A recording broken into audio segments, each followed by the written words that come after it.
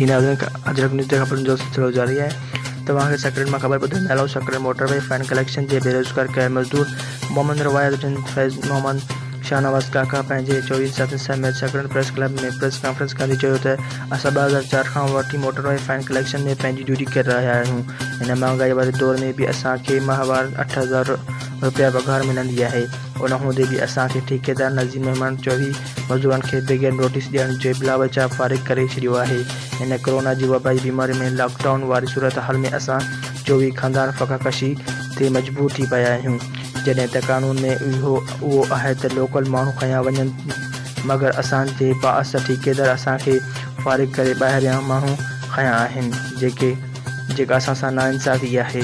असां NHA chairman IG motorway police secretary commanders motorway सेक्रेटरनि ऐं आला इख़्तियारनि खां घुर कयूं था त असांखे नौकरीअ ते बहाल करे फ़क़ाकशी खां बचायो वञे।